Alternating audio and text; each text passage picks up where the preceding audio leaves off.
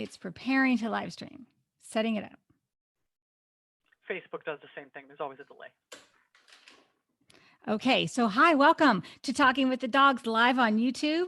I am with Irit Bloom of The Sophisticated Dog. She is a dog trainer, and you do this all over the world. Yes, I do. And thank you so much for having me. Can I first of all say that I'm so honored and I really appreciate this opportunity to talk to you and to talk to everyone who is in your fan world. I mean, it's really great. Hopefully we'll get some really great information out there that they'll find helpful and we can work together to make their dogs' lives even better. Excellent. That's my goal, because it comes up for those listeners who have heard my podcast before that many dogs like dog school. They, unlike children, will say, I want to go back to dog school, and they benefit from training. And sometimes people will say to me as a dog communicator, can you tell my dog to just stop doing that behavior? I'm like, no, I can't tell your dog to do that. You can tell your dog, but it has to do with training and your house rules. And I'm just relaying information. So I'm hoping today listeners can get some tips or find out a good trainer to work with, you're online, how to solve some of the things that come up in the house. So tell me how you got started. People always ask me, how did you get started in this? Well, I've always loved animals. I was one of those, kids who was born loving animals, rescuing random injured critters. Like I particularly remember a litter of cats, kittens who had no mother, and I was sort of bottle feeding them. That's one of the ones that stands out for me. But I just always loved animals. My family had dogs, not my parents and I, but like my uncle had a dog, my grandparents had a dog. And I always got along really well with all the family dogs. And I kept begging my parents for a dog and asking over and over and over. And when I was 10, we finally got a dog. And my parents were too busy to train the dog, or maybe they just said they were too busy. I mean, I don't know. Maybe they were just very clever parents. And they basically said to me, well, if you want the dog trained, you're going to have to do it. So I started with training. They took me to an obedience class. It was very old fashioned with choke chains, and you were very angry with your dog. And even then, I wasn't very good at being angry with my dog, even when I was told to.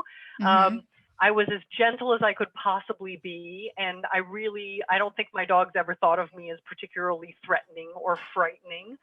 But that first dog we had, he always listened to everything I asked him to do. I always praised him and petted him and fed him treats. And he protected me when people threatened me, which did happen just a couple of times. He was wonderful. He was just an amazing, amazing dog. I just have to say, for the record, he was a Rottweiler. So don't judge a dog by its cover, if you will. Right. He was one of the gentlest souls I have ever known. Certainly either the sweetest or the second sweetest dog I've ever had in my life. It's a little hard to compare two dogs that I had 30 years apart. Right. So anyway, that sort of got me rolling. And I was also into horses, and I finally convinced my parents to let me go horseback riding. And then I had a horse for a while, and I was always training some kind of animal. And then my life detoured for a while. I moved to a foreign country. I worked as a professional translator, and I didn't have a dog in my life because I lived in an apartment with tatami mats, and it wasn't allowed. But when I came back, I immediately brought a dog into my life again. And the dog that I brought into my life happened to have quite a few issues. He had separation anxiety. He attacked gardening equipment. Like if we were going by a leaf blower, he would attack the leaf blower. Wow. Things like that. Edge trimmers. That was the really scary one, when he would attack edge trimmers. He lunged and snapped at other dogs. He had all kinds of things going on. And I had been, over the years, I had always been giving people advice on taking care of their dogs anyway. And so I kind of delved even deeper into behavior science and how things work. And within about 6 months, I had this incredibly well-behaved dog, if I do say so myself. And all the people in my neighborhood kept saying to me, wow, your dog is totally transformed. Are you a professional trainer? And at the time, I was working as a professional translator. And after the, sort of 50th person said to me, "Are you a professional trainer?" I thought, maybe this is something I should look into. So I went back to school, got myself sort of a proper education, got myself certified. There's a lot of trainers out there that aren't certified. I have a lot of certifications. I won't go into all of them. I think it's very important to have some knowledge and experience behind what you do. And after I got certified, I started helping people with their dogs. And for a long time, I did the traditional thing where I saw people in person. And then a couple of years ago, as this ability for us to meet through the internet has improved, I started doing virtual sessions. So I do offer virtual sessions worldwide. I've worked with people all over the world. And I still do in person, but in a very, very narrow area because traffic in Los Angeles is so bad. So I want you to talk, because in my chat sessions with dogs, people will call me and they will have a behavior issue, and I will find out causes and what the dog has to say. And then Right. I'll say, you might want to go to a trainer for this because I can tell this is really bothering you and the dog has another perspective and you need to find a way to come together. And just like you Yeah. said, traffic is like, oh, I don't have time to go to dog training. And they feel sort of guilty. And there was one woman who I ran into in a store, and she had purchased a package for me of several sessions. And then I didn't hear from her. And I saw her and she goes, "Oh, I've been meaning to call you, but we never went to dog school. I felt really bad." But you're doing it online. So Yes. how does that work? Because So, any thing that you're in Los Angeles. So like I yeah. had a client session this afternoon with a woman in Canada. How does that work? Is it any different? Well, so here's the thing. People are really used to sort of the traditional model like you see on TV or like we've been doing for years and years and years, where a trainer comes into your home, they get your dog to do it, they show you how you do it, and then they leave and you practice in between. We still do the practice in between, by the way, with the online sessions. Yeah. But one of the things that I've seen now that I'm doing right now, I'm doing exclusively online sessions because of the Los Angeles restrictions. Technically, in-person dog training is not allowed, with a very, very small exception. But anyway, that would be if I had a storefront. There's a small exception, but I don't have a storefront. So I've been seeing everyone exclusively online. And what I'm finding is without me there, we're actually getting, in most cases, better results. Wow. Because I can still see the dog, I can still see the people. And I'm trained, one of the things I'm certified in is teaching people. Yep. So I am trained to teach people without, putting my hands on them or moving them around. And in the end, the dog doesn't need to do the behavior for me. They need to do the behavior for the other person. And so what I do is I talk them through. Maybe I show them a video, or maybe I demonstrate with my very dear dog Wesley here, who Hello, Wesley. Yeah, for the record, Wesley is not a living, breathing animal. He is, in fact, a stuffed toy, but he's a very well-behaved stuffed toy. Yes, he's not a stuffed dog, just in case anyone wants to go there. He's made from a toy company. Made from a toy company, Melissa and Doug. In case you want one, Okay. I'll just plug Melissa and Doug. They make very realistic stuffed dog toys, stuffed toy dogs. Yes, okay. So, yeah, I'm not quite sure how to say that. He's supposed to be a West Highland Terrier, by the way, hence the name Wesley. Hello. But so, to get back to the virtual session, sorry, I detoured myself. So I would maybe show them, I'll talk to them about what's going on. That's no different than when we're in person. And I say, "Oh, it sounds to me like we need to work on your dog's leash manners. Here I have a video of me teaching leash manners to an actual dog. Let's watch the video together and I will explain what I am doing." And we go through it so they get to see what it looks like. Then I say, "Okay, let's picture we were teaching Wesley. So I would want him to have a nice loose leash, no tension on the leash. And when he's next to me," and I realize this is a little harder to do on camera, but when he's next to me like this, I'm going to praise him and then I'm going to feed him a little piece of food. And now I want you to try this with your dog, and here's how we're going to do it." And I would take them through the steps. And what's great is I am not actually there. So I'm not distracting their dog. Because otherwise their dog would be like, "Oh, trainer person, I want to talk to you." Yeah. And also, people sometimes kind of rely on me. They're like, "Oh, can you just do it? Can you just show Fluffy That's the right. behavior?" And then when I walk out of the house, Fluffy won't do it for them. So what this does is it encourages people to learn the skill for Mm-hmm. themselves. And Right. also we know right away if it's going to work or not, because if Wesley's going like this as they're training him, Right. then I know that something's not working. But if he's standing right here and being a really good boy, then I know that they've got the right technique for their dog's needs. Right. That's really good. That's powerful. And Yeah. how long is the session?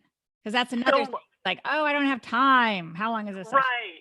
So I offer, my first sessions are always long because no matter how much Right. people say, oh, I only have 45 minutes, they'll always take 90 minutes. That's just kind of how it works. So I do a session that's between about 75 and 90 minutes as a kickoff session. And then Right. after that, people can do 30 minutes, 45 minutes, or 60 minutes.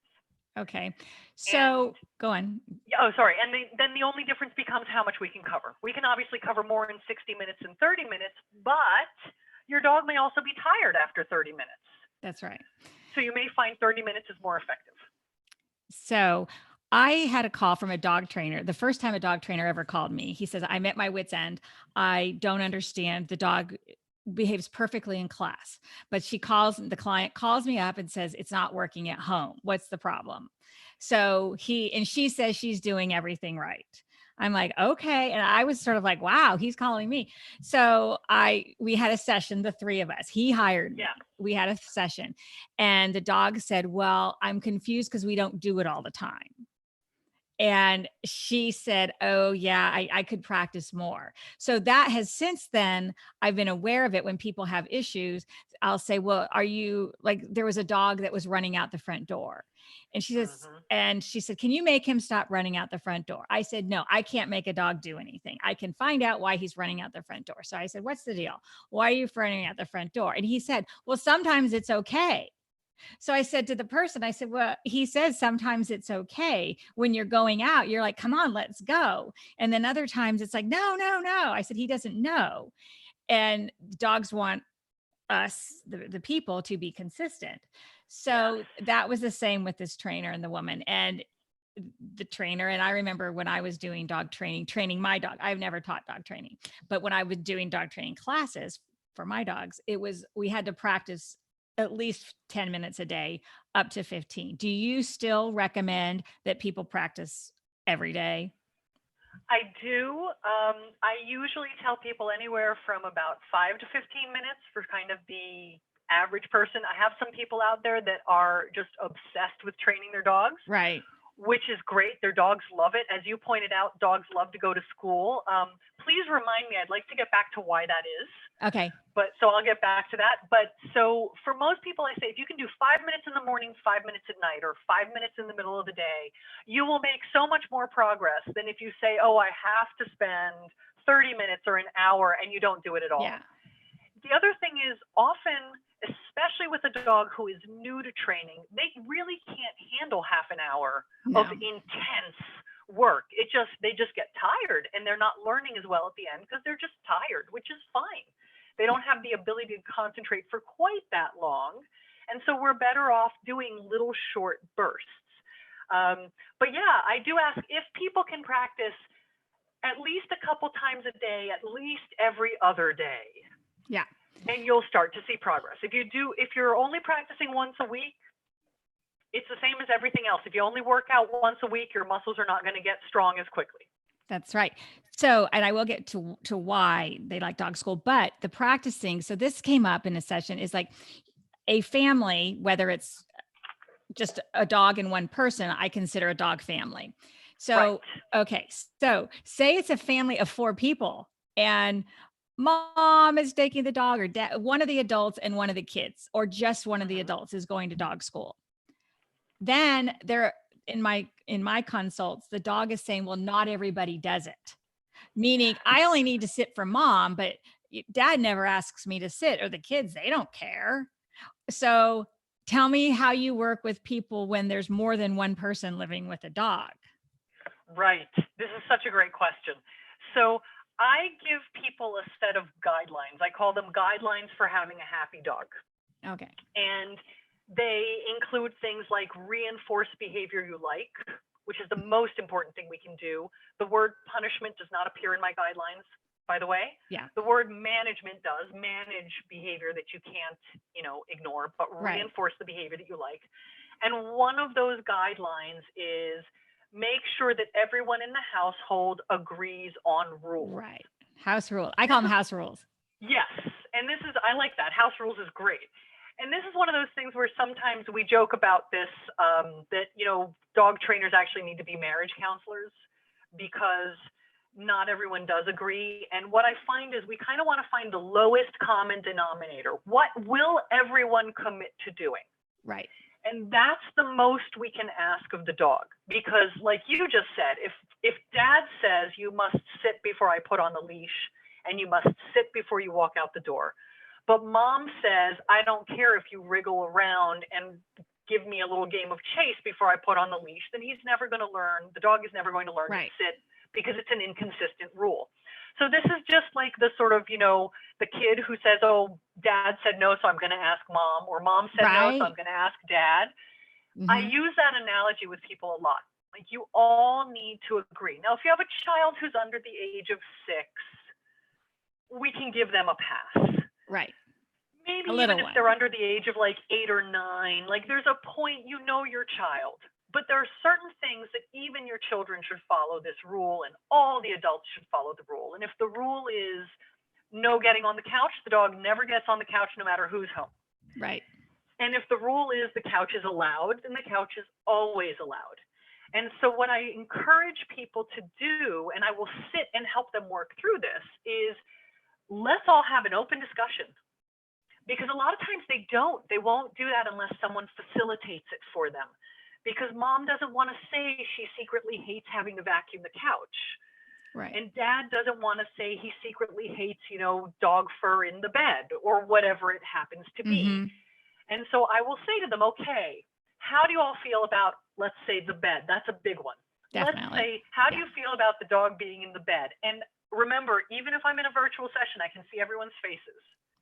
And I know right away if there's someone who's going, oh, I really kind of wish we didn't have to have him on the bed. So I can go from there. And there is a little bit of a therapist element to it. Yeah. But I try to remind them as often as I can, we're doing this to help your dog. Dogs find that lack of consistency, it creates a lot of anxiety for them. They find it anxiety producing. They're just somebody tell me, am I supposed to do this or am I not supposed to do this? Why do you yell at me sometimes, but other times it's okay? And they're very, very puzzled because they don't understand English. They can't, every sentence we say to them, they're not necessarily understanding every word of it, even if they understand a word here and there, which I think they do. So I encourage them, I remind them, if we can come up with a set of rules that's the same, it doesn't even matter what the rules are. The dog will say, oh, now I get it. Thing A always applies, thing B always applies, thing C always applies. Yes. So I had a dog consult with a dog, and I always end with, what does your dog want you to know? So this was a little dog, and it was a mom, and one of her sons was on the call. And sometimes I'm with one member of the family, just whoever wants to be. Sometimes it's the whole family, but this was a mother and a son.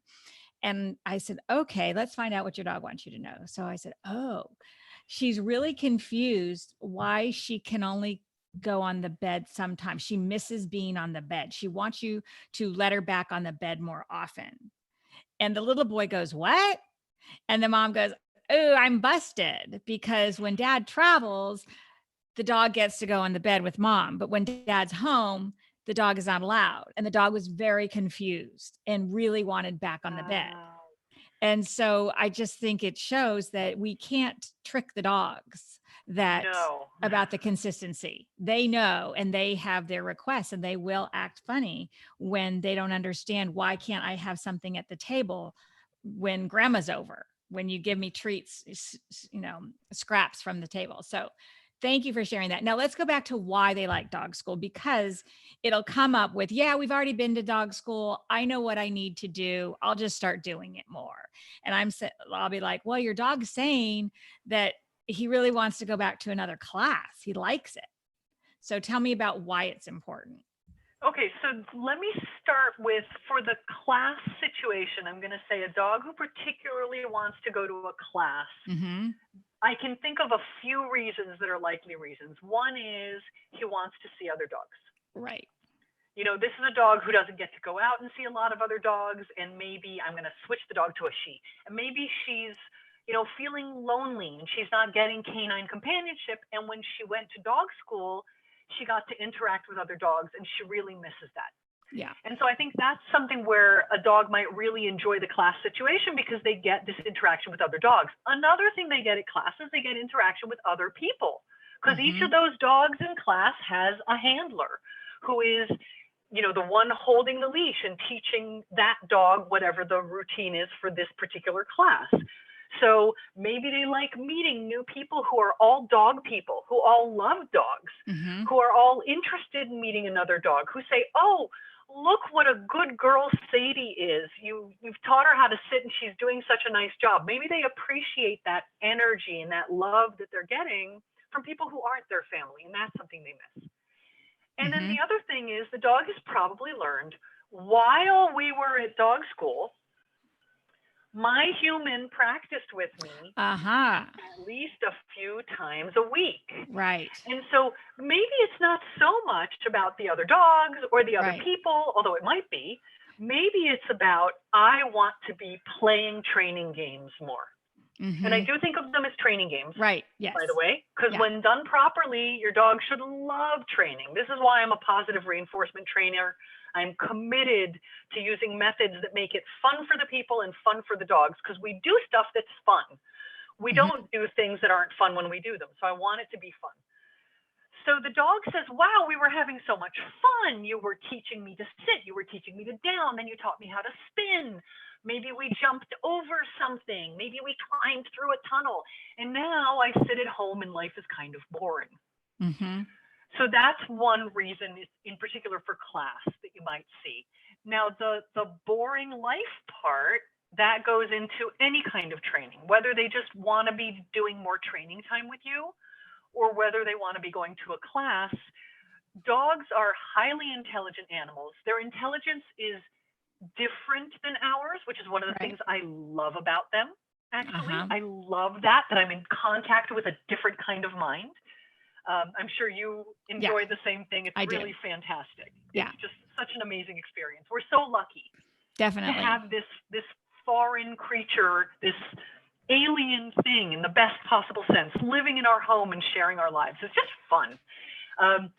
But they're highly intelligent. It's just not exactly the same way we are. They don't process necessarily the same way we do. They don't necessarily solve problems exactly the same way we do, but they have a brain and they want to use it.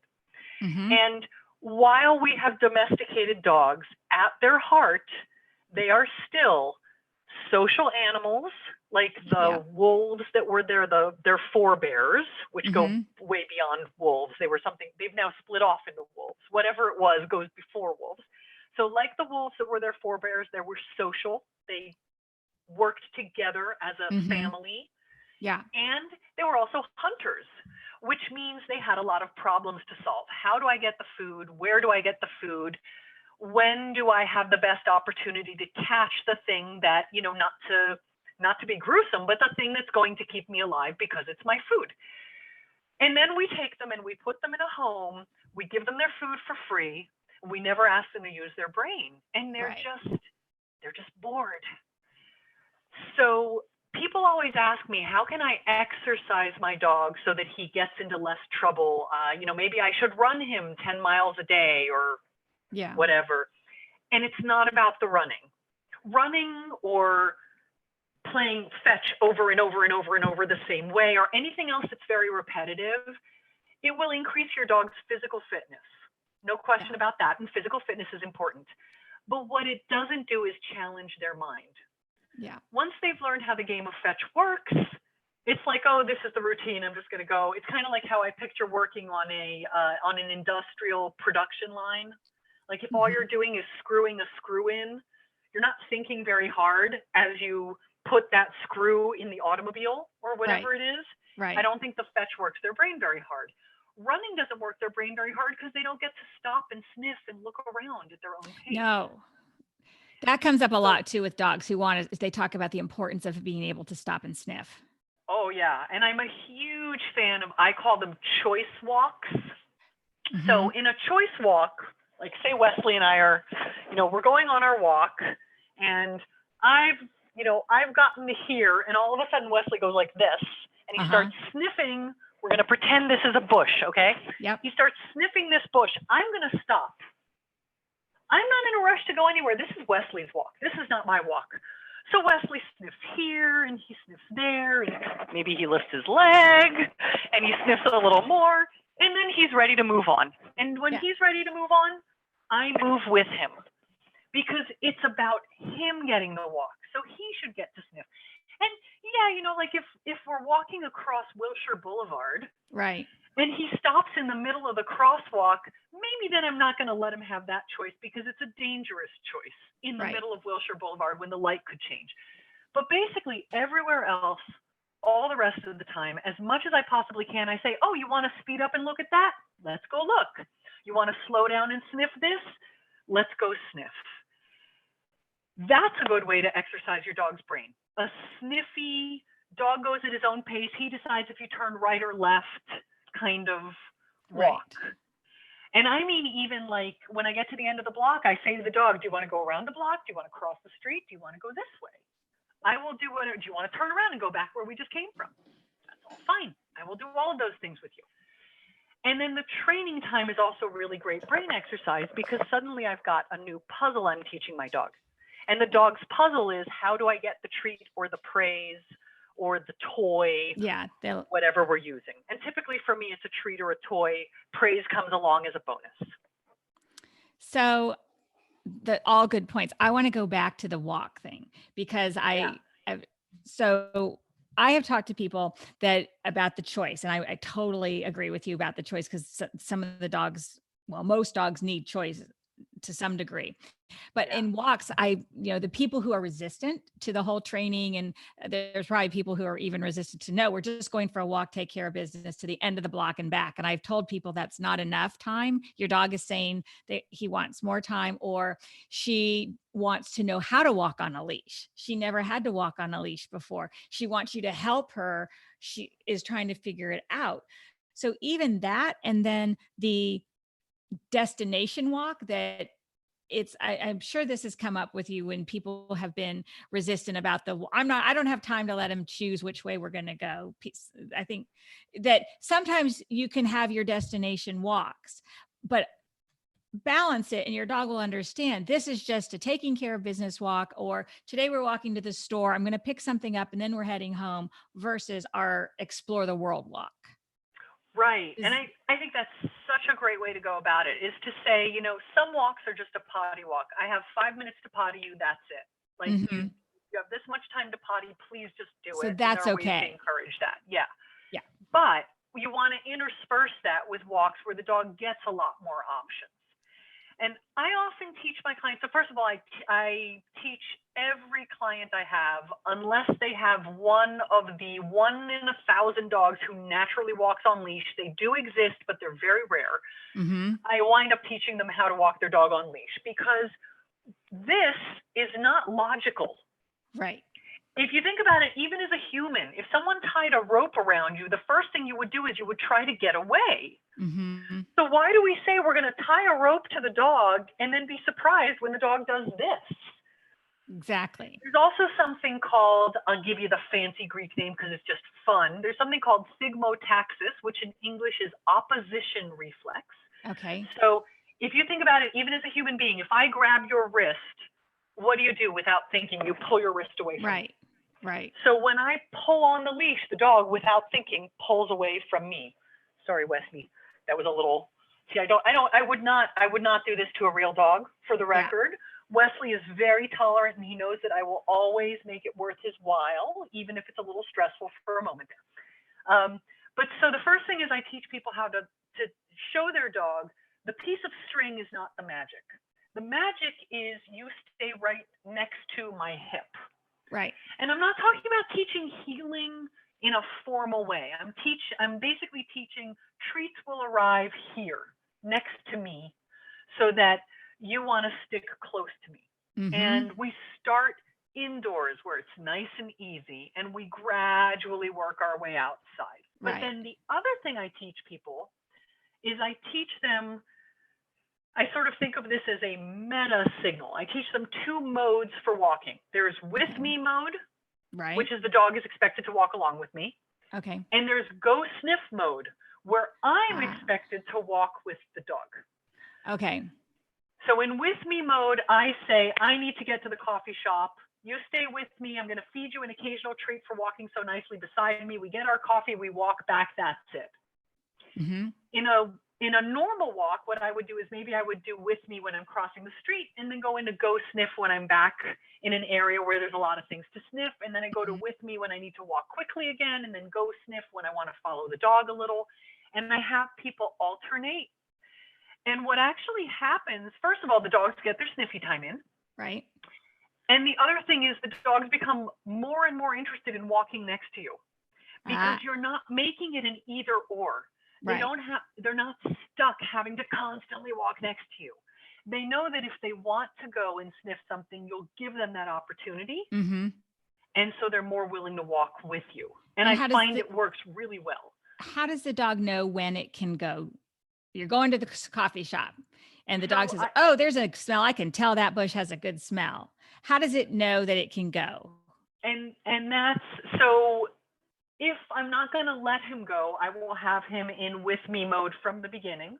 And I will say to him with me, and that lasts until I tell him otherwise. So it's a verbal signal I actually give the dog. Perfect. Got it. And then the go sniff signal says, and now you're free to do whatever you want.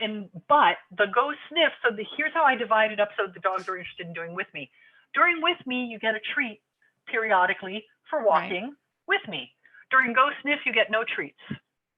Okay. The world is your reward. There you go. So if you want to start getting treats again, then you come back, and then the dog will let me know. The dog will be like, hi, I'm done sniffing. Can we go back to with me mode? I mean, they really do this. They're like, sniff, sniff, sniff, sniff, sniff. Okay, now I'm back. And I say, go sniff. And he's like, not interested. I'd rather pay attention to you. Perfect. So are you also of the mindset that you don't care what they call it with me mode? It's just as long as the family unit agrees what they're going to call it. Yep. They could call it, name it whatever you want. Right. They could call it blue jeans. Right. And it would work as long as everybody says blue jeans. The key is that it's consistent and the dog knows what the rule is. And I will say, leash walking is one of those things where you really don't want to have a young child doing that with the dog, because so many things can go wrong. But this is definitely something that a child who is, sort of a preteen or a teen can definitely learn and work with the dog on. Yeah. Or practice at home, maybe. Yes. And that's always where you start everything, is always at home, where it's easier for the kids. The kids can practice. Okay, so let's get to the dog. Yeah, I love that. Have the kids do it like around the yard, and the parents do it out in the real world. Yeah, because I started dog training when I was 8, and I know, I mean, most kids are not doing dog training. I was like you. I just was like, oh, this is a game. I just wanted to keep doing it, and I loved it. So I do try and encourage people to include their kids as much as, even in the sessions when someone might call me up about a behavior issue and I just want to find out what my dog is thinking. I'm like, okay. I go, oh, you've got kids in your house. Why don't you see if any of them want to just listen in? Yeah. So, okay. So I want to talk about animal communication. You're a dog trainer. Yeah. You are a highly trained dog trainer. You studied it. You're on the board of certifications. You've worked with Victoria Stilwell, who's a famous dog trainer. And I am someone who promotes myself as, I studied education at Columbia University. So I'm an educator and I love developing educational programs. I just never realized at that time I would be doing it with dogs based on my conversations with dogs. But many people who are unfamiliar with dog talking will say, well, what is that? Is that woo woo? How does it work? And I'm like, listen, for whatever reason, I get images from dogs, and it's just, I know I get images from dogs, or I get knowing senses. But I also will ask people, have you ever had a knowing sense or a gut feeling about something? And everybody says yes, everybody. And my mission is when people will say, "Oh, I love my session with you. I'm glad you could tell me what my dog is thinking." And I'm like, your dog would rather tell you. And I'm working Yeah. on that. But I'm interested as a dog trainer who is, it's very there's a method to dog training, and it's a science. Yeah. Whereas animal communication is not like the same respected science yet. There's been studies that it works, but it's still not as like, if someone's going to hire someone, they're going to go for a dog trainer first and an animal communicator. I'm like, well, someone who talks to dogs can help you make the most of your session. But I'm curious from your work, what you've noticed or have experienced people who, whether with somebody who is trained like me to talk to dogs or just for entertainment purposes, let's find out what our dog thinks, but who actually uses it, has said to you, "Oh, I've noticed that I'm starting to understand what my dog is thinking." Have you had experiences, or they have been to an animal communicator and they are interested in taking it more seriously, the dog training, and blending it with talking to dogs? I'm curious what your experience is, or if it's just brand new. Well, so, it's interesting. I do have some clients who have gone to an animal communicator, and it's one of the ways they've actually gotten to me Mm-hmm. on more than one occasion. And what I'm seeing in them is an openness and an acceptance that I think maybe wasn't there before. It's Mm-hmm. as if having that experience where you or someone like you was able to give them an insight into their dog's mind suddenly makes it real to them Yeah. that the dog has thoughts and emotions, which is something that I absolutely believe. And the science also shows that dogs have thoughts and emotions, Yeah. for the record. Yeah. So it's not just like, no matter how you feel about things that maybe we do not yet understand the Exactly. science behind them, Right. the science itself does show that dogs have emotions, dogs have thoughts, and they have their own, cognitive biases, just like we do. We know a lot about that. But I believe that very strongly. I find some of my clients don't. They kind of say, No. "Oh, well, my dog doesn't care. My dog doesn't have feelings." And so for those kinds of people, I've found that when they connect with an animal communicator, they're more willing to accept that their dog has opinions, and Yeah. they're more willing to give their dog the benefit of the doubt. I think a lot of times people say, "My dog is doing something wrong. He must be doing it to annoy me." Or Right. he's doing it because he wants to get back at me. And really, in the vast, like we're talking like 99.999999999% of the time, your dog is just confused. They Right. just don't know what you want from them. And I find that people who have talked to an animal communicator are suddenly more open to that. It's like, Mm-hmm. "Oh, wait, maybe I'm not understanding him. Maybe this is making him nervous." And then what I can do, sort of from the science of dog behavior side, Right. I can help them learn to read the body language signals that their dog is giving them. I can say, "Look, right now, he's Yeah. saying to you, 'I'm confused.' He's yawning," for instance. Dogs do not always yawn because they're tired. In No. fact, more Yeah. often than not, they yawn because they're anxious or confused. And there are definitely yawns that I look at them, I'm like, "This dog is confused right now." When he does that, he's saying to you, "I have no idea what you want from me." Yeah. So I can help them in that way too.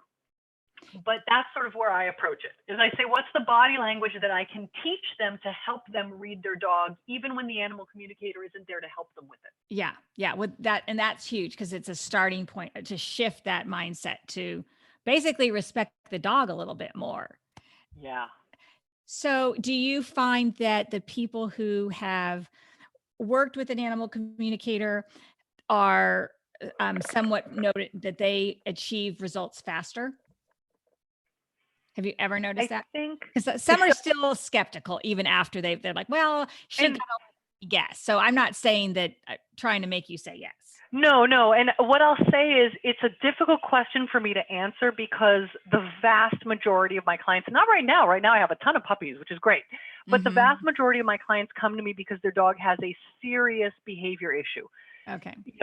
Fearful behavior that's completely out of control, aggressive behavior that's completely out of control. Animal control cases come to me because I'm one of the few people qualified to take them.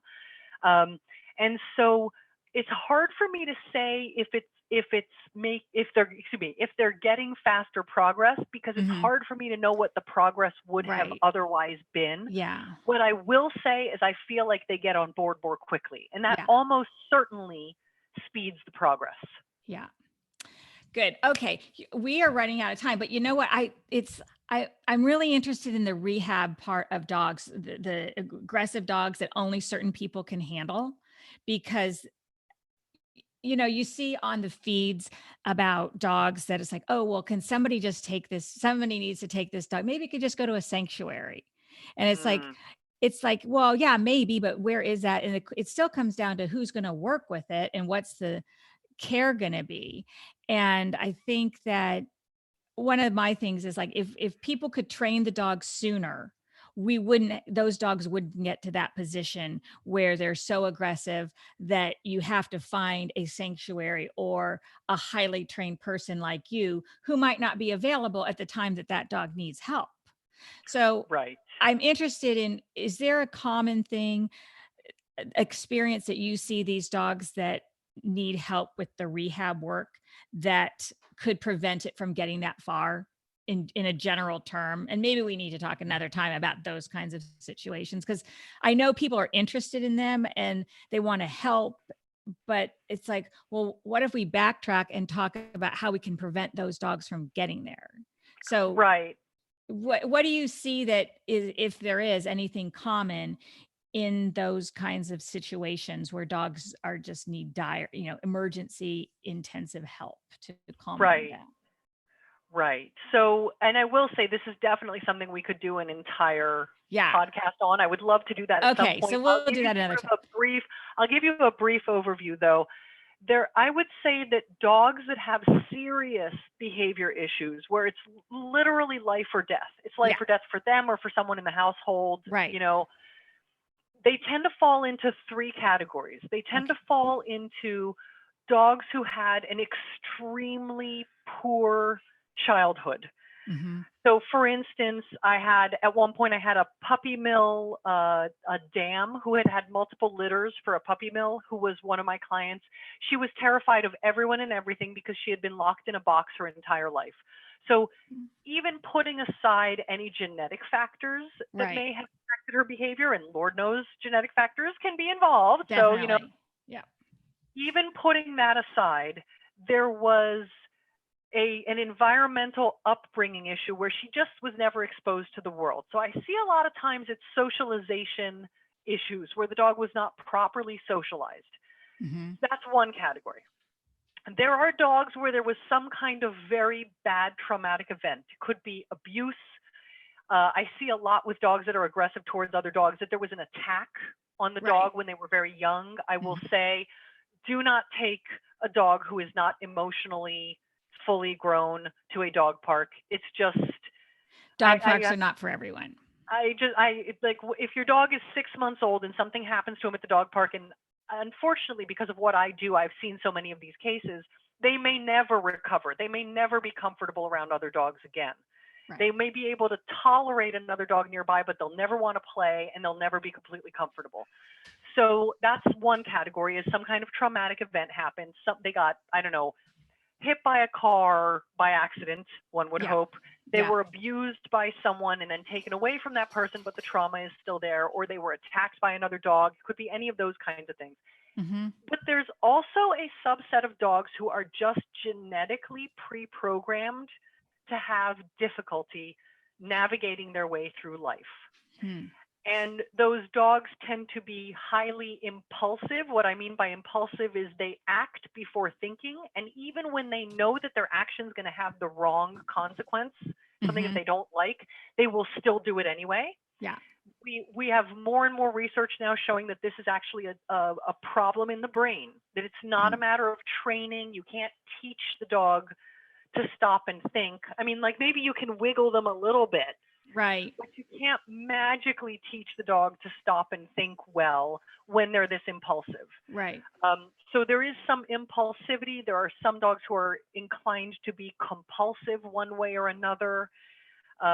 We really don't, we don't use the word obsessive with dogs. We use compulsive because we don't know what they're thinking. But Right. some dogs have genetic factors. I would say most dogs, we can at least move them in the right direction. Yeah. But some dogs, they just had a really bad incident earlier in life, Yeah. and now we're playing catch up. So what we can do to just sort of quickly wrap this Yeah. little answer up is, as much as possible, we keep our dogs safe. We expose them to the world in a way that is safe. We don't take unreasonable risks with them. And we try to make sure that they meet and greet, or at least see, a lot of different things when they're babies, so that they learn how to tolerate new things that they see. Definitely. So important. So important. And if everyone who has a puppy, especially now with all the new people who are home and have dogs, and we want those situations to last a long time, they can still, socialize them to different sounds in their houses. They can do things Yes. at home so that if there's a garbage truck is coming to pick up their garbage, go outside with your dog and let it just hear the truck and get used to sounds. Yes. All sorts of things. Well, I really thank you for your time on this. Thank you. Thank you for having me. I do. And I think that it's clear there's opportunity for more discussions because, I most often you hear the dog acts this way because he was a rescue, but that's not necessarily the case. It could be because, yeah, he was a rescue and he was very fortunate, but then he came into the house and he didn't get the house rules that he needed. And Yes. he didn't get the socialization in your community.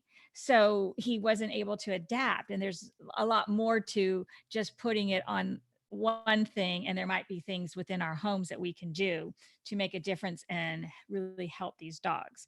And I love that you can help my listeners understand that it's not just so much finding out what your dog is thinking or wants you to know, but there are training methods you can do to actually change the behavior. So the next time you talk to your dog, it might have something else to say. Yes. So I'm going to include all your contact information in the show notes, and so people can find you at The Sophisticated Dog. And Thank you. yeah. Well, I really believe that dog training is important. And it is interesting how often it comes up with me. Can you tell my dog to stop doing that? Or the lost dog, can you tell my dog to just come home? It's like, no, I can help you talk to your dog or maybe give it an invitation to come home, but I can't tell a dog to do anything. So Right.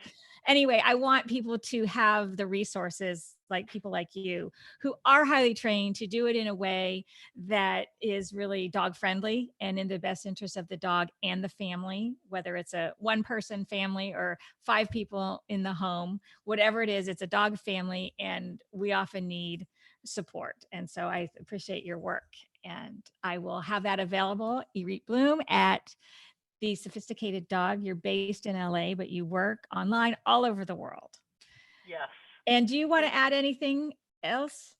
I just want to say, I mean, there's always more we can say on this topic. So I Yes. won't go down that path because that we could go on forever. We could. But I just want to say thank you so much. And I just love that I have you as a resource to connect my clients to if they want to understand more about why things are happening, because I know it really does help people to get a better understanding of why.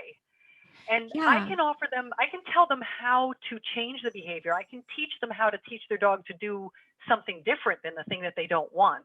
Mm-hmm. But sometimes they just want to understand. And that's somewhere where you can be so valuable to people. And I love having that resource. So thank you. Oh, you're welcome. Yeah, I think it's definitely a team effort. And, it's easy to tell you, well, I don't know, I've done everything you said. But if they hear it from someone else, it's like, well, your dog's still confused. Then it's like, oh yeah, right. Well, okay, I can't cut corners and go 5 days without practicing, especially with a puppy. So yeah. Okay. Well, thank you so much. I wish you all the best. And I look forward to our next session. and seeing how we can help people. And Wesley, we'll include you more next time, and you can show something else, because there's lots of things dogs need to learn, and you're a great helper. Yes. Okay. Next time we'll talk about choice petting. Wesley's very good at that too. Well, that just came up, and here we go, in a session, that some dogs prefer certain spots. And that's a big thing to respect your dog. Oh my gosh. Talk about behavior issues and socializing. Dogs give us clues. I mean, I don't need to tell you where to pet them. Okay. So our next episode, how's that? Will be on how to pet a dog. Very basic. Very basic. I love it. We'll keep it short. How to pet a dog. Okay. My dogs know we're done. Here they are all getting up. Thank you so much. Yep. Here they come. All right. Thank you so much. You're welcome. See you next time. Okay. Bye, everyone. Bye.